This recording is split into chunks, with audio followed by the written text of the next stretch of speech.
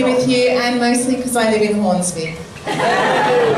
Yeah, I know, there's one Hornsby person. Woo. It causes me problems, it does. Like the other day I bought a bottle of vitamins and on the side it said, store in a cool place. You had to drive them all to fucking Newtown, didn't I? It's very bloody convenient. But I was in New York a few months ago, which was really fun. That was so cool. And over there, the thing I love the most is to go into their pharmacies, because they have the most weird ass shit in their pharmacies. Like, they have to, because they don't have healthcare. And I went into the lady aisle, and I kid you not, true story, they had a vaginal pH testing kit. Yeah, you awkward man, you want me to say that again? A vaginal pH testing kit. Okay, who the fuck needs to know the pH of their vagina? Like, it's not a swimming pool. You don't need goggles, usually. So, and I did have a one-night stand in New York. Yes, I did. Thank you. Thank you. It was so nice. It was my first Jewish guy. Yeah, we slept together. So,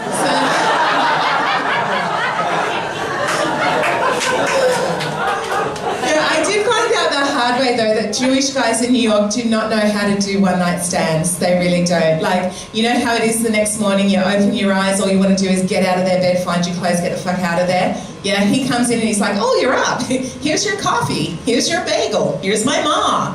I know. But Kim Kardashian, she's everywhere in the news over there. You can't escape her because she's just had her third child delivered by post. Do we have any Kim K fans? Yeah, one.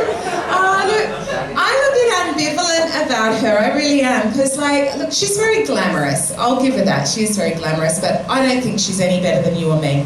I really don't. Because, like, any given Saturday night, she'll be out in the town in LA, and I'll be out in the town in Hornsby. You know, she'll go home with Kanye, and if I'm lucky, I'll go home with a super hot kebab. Like, look, when all's said and done, by the end of the night, we've both got a wrapper in our mouth, so... Lucky you, kid. Lucky you.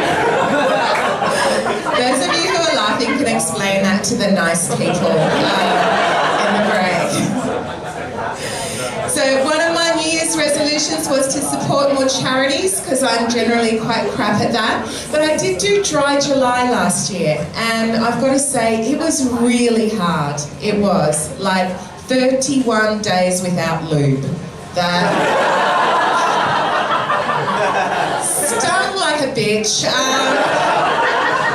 But it's a charity. Yeah, I followed it up with Anal August, the start of September, Oral October. I could have made a calendar. But I'm hoping that my Easter will be better this year, because last year I had a crap Easter. It was so shit. I kid you not. My pet rabbit died on Good Friday. I know, how shit is that for timing? And like all weekend, every time the Easter commercials would come on TV, my kids would be crying.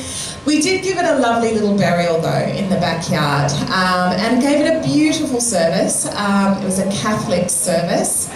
I don't know if that was a bunny's religion of choice. I just assumed it was, because it ran away every time I asked it a question. So, and it kept trying to fuck my son. So I'm going in Catholic. I'm gonna head shake, yay. So I've got 2 kids. I've got a boy and a girl, and it's weird when you've got a boy and a girl. People, especially older people, they say to you, "Oh, you've got a pigeon pair." Isn't that a weird expression? Like, I didn't know what that meant. For 5 years, I thought it meant I had to throw bread at them and tell them to fuck off. The kids hated that. But it's, parents can be a little bit oversensitive sometimes. Like, I got into trouble with my sister because she called me and she said that her little boy had lost his first baby tooth, which is really sweet. So I said to her, "So what's the going rate for the tooth fairy nowadays?" And she goes, "Oh, we don't do the tooth fairy in our family because we don't believe in lying to our children." Shit, I lie to my kids all the time. I'll tell them, now go and see if the Easter Bunny's left you some eggs and look out the window for Santa and say goodnight to your father.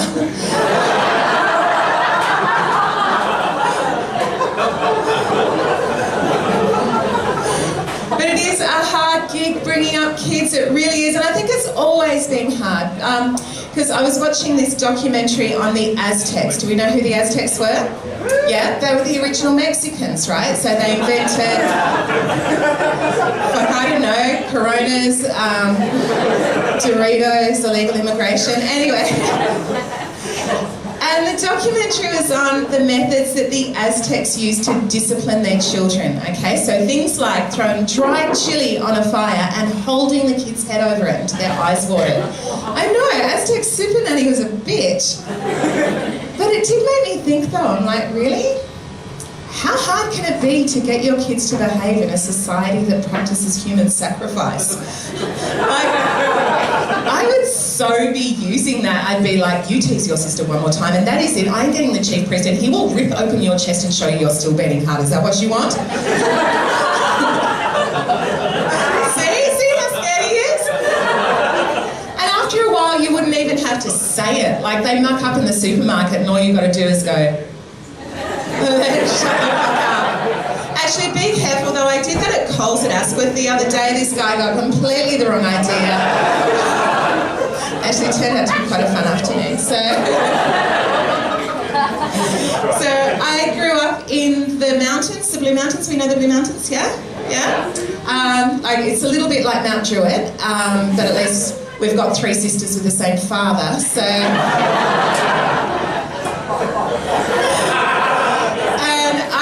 To such a shit school in the mountains, I really did. Like, it's a bit of a warning sign when your school crest has got a bong on it, you know?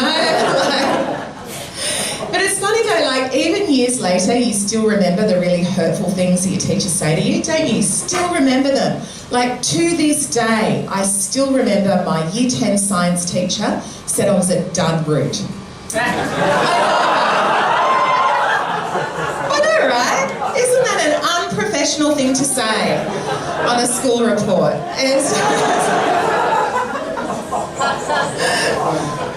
So I'm divorced. Surprise! Yeah, big surprise. My husband and I, we actually split up over religious differences.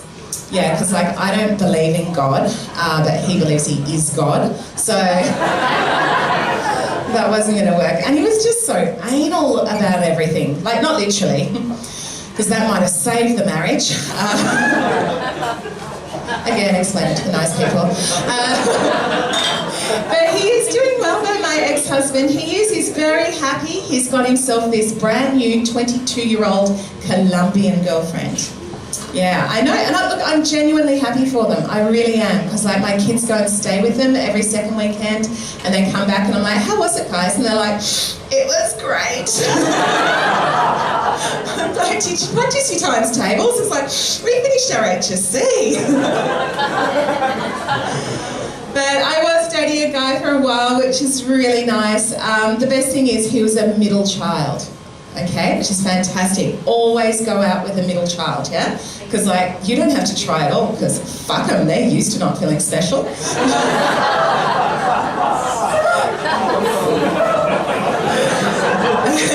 to all the middle children here tonight. I can see who you are. But he was a fair bit younger than me, which was really nice, and he actually went overseas for a few weeks on a work trip, school trip, whatever. And he sent me all these messages telling me what he wanted to do to me when he got back. And I sent him these little sexy text messages saying things like, nipple has 2 P's. And you don't need an apostrophe for balls. It's just a plural, isn't it? But so I'm single. Usually. So I am single now, and I can't do the internet dating thing. I don't know how the young girls do it, all dick pics flying all over the place. God. Like, I have a rule. If a guy wants to send me a dick pic, he has to send it by fax. That's it. I'm old-fashioned, that's the rule. And like, my friends think I'm really racist because I only date white guys, but black guys just take too much toner. That's... It's like, I'm sorry, Jamal, you're beautiful, but unless you're coming with 2 Officeworks vouchers, this is just... And I don't have A3, so... But I think I'm going to have to rethink, and I'm going to leave you on this, I think I'm going to have to rethink my, my no dick pic policy because I had a bit of a disappointment recently. Yeah, went home with this guy, I really liked him, he was a great guy. Turned out he had a micro penis. Oh yeah, yeah, exactly. Okay, for those of you who've not had that experience, it's a little bit like, you know when you're digging for change at the back of the lounge? Like, you know it's there, you just can't feel it. So, and I was so bummed because I really liked him, and it was like 1 minute he was like my Superman, just like Christopher Reeve, and the next minute he was flat out unfuckable, just like Christopher Reeve. So, or Sam Menzies. So, yeah.